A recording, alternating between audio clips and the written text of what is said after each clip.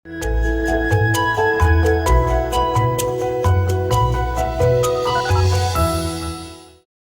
կեղծիքները նորից եմ կրկնում, դրանք բացառված երևույթ են։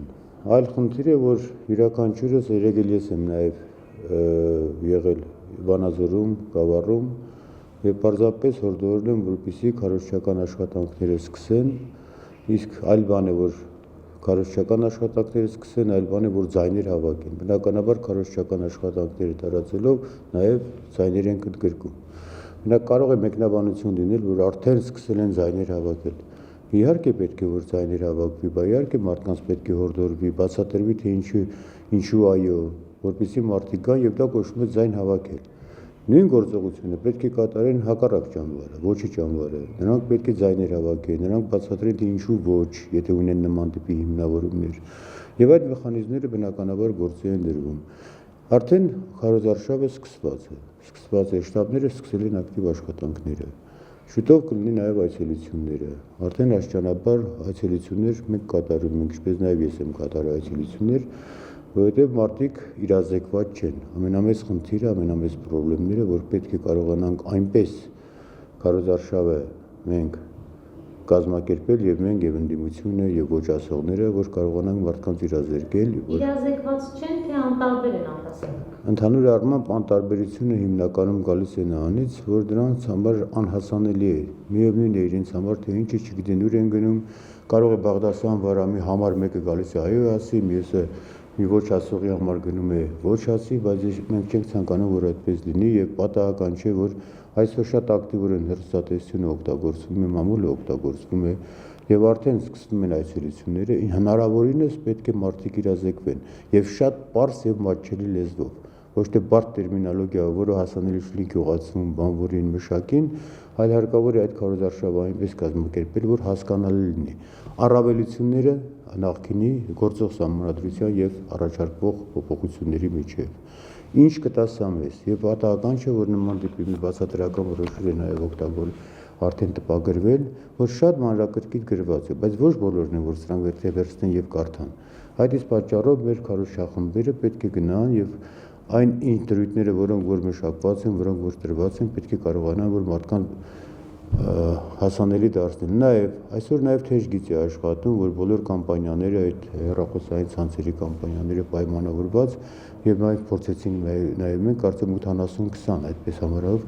որը անմիջապես ցանկացած հարց համանդրական բարեփոխումների հետ երբ որ տալիս ես, դրանք շատ մանրակրկիտ եւ ամպերատար բացատրում են, ինչ է նշանակում այս դրույթը, ինչ կտա սա մեզ։ Եթե կա բացասական կողմեր, դրանք կարողանում են բացատրել նաեւ դրանք։ Ինձ թվում է, որ պետք չէ այդքան շատ մեծ անհանգստություն ապրել, որովհետեւ նորից եմ կրկնում, այն բոլոր կեղծիքները, որը որ հնարավորինս հնարավոր է լիներ, եթե մենք կարողանանք դրանք կանխել, դրանք կլինեն պրովոկացիոն, թե իշխանության կողմից կարող է միտումնավոր լավամարտի լինելու համար, որ տեսեք մենք ինչեր ենք անում, կլինեն նաեւ այդպիսի մարդիկ, մենք բոլորը պետք է կարողանանք կանխել, նորից եմ կրկնում, որ մենք շատ վտանգավոր քայլ կատարած կլինենք, եթե մայր օրենքի հետ կապված նման նեգատիվ երևույթներ լինել, որովհետև հետևելու է ամբողջ միջազգային հանրությունը եւ նաեւ մեր քաղաքական դաշտը։ Պարոն Բաբասյան, այսինքն դուք ասում եք, որ Սամվել Ալեքսանյանի կողմից այս թղթերի տարածումը, որտեղ պետք է քաղաքացի նշի անուն ազգանուն, յուրաքանչյուր բժիշկ կամ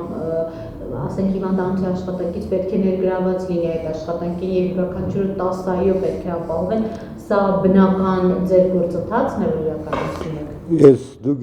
որևէ մեկի մոտ այդ թղթերը տեսել եք դուք։ Այո, ես կարող եմ ձեզ։ Չէ, ես տեսել եմ, ես նաեւ ես եմ նայել այդտեղ հրապարակված այդ թղթերը եւ այդ տեսակները։ Դա որևէ օրենքով ինչ-որ ձևով արգելվում է, մարդիկ ընդգրկելու համար, օրինակ ես նույնպես կարող եմ, երբ որ գալիս են ինձ ասում են, ես ինչպես կարող եմ մասնակցություն ունենալ, ենթադրենք որևէ մեկը։ Ասում ձեր մասնակցությունը ձեր քարոզությունն է։ Մարդը կարող ասի, ես ցուցակ բերեմ ձեզ ներկայացնեմ, որ այսքան մարդ իրազեկված են։ Այդտեղ կա որևէ խախտում։ Ինչ այդ մարդիկ եթե կան կենթանի գոյություն ունեն եւ նրանք ասել են, որ մենք մեր այոյին համաձայն ենք, այդտեղ դուք խախտում տեսնում եք որևէ։ Բայց չի ստացվում, որ արդյոք վարչական լծակներն եք ձեր։ Որն է վարչական լծակ։ Տնօրենը փաստորեն սեփականատերը գործի է դնում իր վարչական։ Յուրաքանչյուր վարչական նա առաջարկում է, եթե չեն ցանկանում, չեն միանում, բայց իհարկե։ Բա տնօրենը, եթե նա տնօրեն չի, նա չի կարող տնօրեն լինել, կամ եթե ազդեցություն ունի տվյալ ոլորտի վրա, բնականաբար ինքը այդ ոլորտում մենք հեղինակավոր մարդիկ ինչու ենք ասում, մենք ընդգրկում ենք հեղինակավոր մարդիկ։ Եթե մենք որևէ կոլեկտիվի հավաքելու ենք, մենք պետք է զանգահարենք եւ այդ ոլորտի կամ տնօրենին կամ որևէ մեկի, որ մենք ցանկանում ենք որպեսզի միջոցառում կազմակերպենք եւ հանրակրթեի մասին իրազեկում կատարենք։ Ստացվում արդյոք որ հանրապետական գործակցությունը իսկապես խոճապի մեջ է եւ այդ 700 Դուք որևէ խոճապ զգում եք, եթե մեկ քննադատում եք, ասում եք, որ շատ մեծ անտարբերություն է հանրապետականի կողմից, որովհետեւ այցելություն չեն կատարում, հիմա էլ ասում եք խոճապի մեջ ենք։ Բա որ սկսենք ակտիվ այցելություններ կատարենք, բա ինչեր կարող եք ասել։ Եվ նաեւ ընդ որում ընդդիմադիրները զանգահարում են, ես տեղյակ եմ, հանդիպում են խնդրում այդ նույն տնօրենները, հանդիպում են կազմակերպում նաեւ ոչի համար։ Այսինքն դուք թողել եք Ազատ դաշտը, բա իհարկե բոլորն է պետք է գնա եւ հանկարծ եթե որևէ մեկը խոչընդոտի ոչի համար քարոզարշավ անողը, երբ որ գնում է որևէ դահլիճում, որևէ տեղ, եթե դուք կնկատեք, որ մեկ արգելել են, որ դուք ոչ մեկ գնա այնտեղ, որովհետեւ դա ոչի համար է, ես դա նույնպես արդեն դա վարչական ռեսուրսի օգտագործում կհամարեմ։ Բայց ինչ է նշանակում, ենթադրենք որևէ պատգամավոր որևէ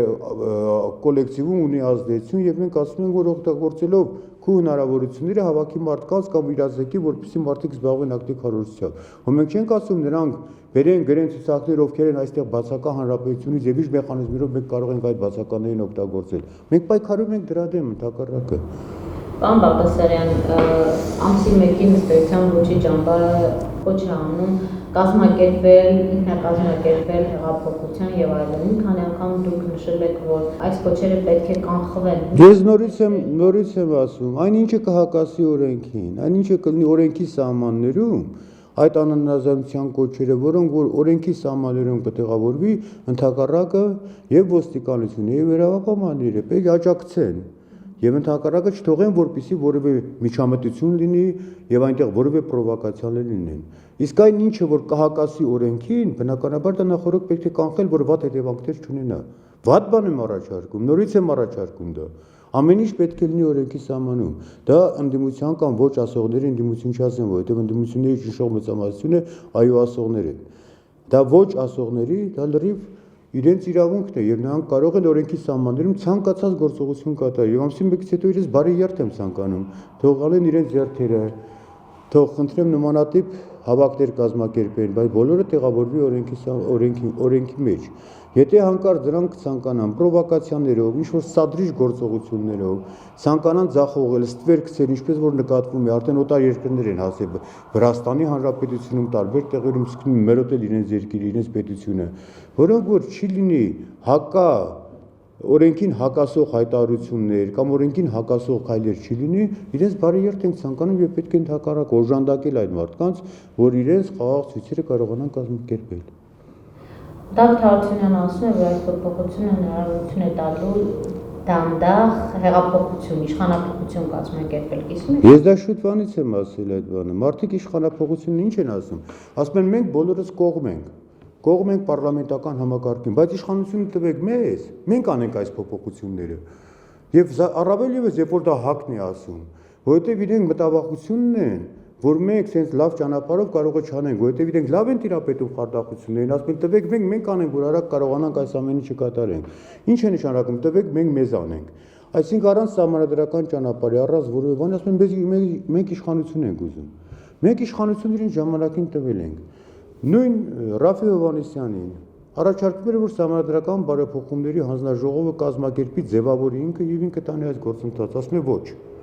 Որովհետև ինքը մտածում է որ կարող ենք չկարողանա մինչև վերջ տանել եւ դա կյանքն է ցույց տվել եւ նորից մենք իրենց գործն ենք կատարել անում ենք համանդրական բարեփոխումների զբաղի մի երազանք 100% համամասնական պարլամենտական համակարգ այդ ամեն ինչը մենք առաջարկել ենք ասում ենք եկեք անենք ասում ոչ իշխանությունը տվեք մեզ մենք դա կատարենք անենք իսկ ինչ իշխանափոխության ամենալավագույն մեթոդը որն է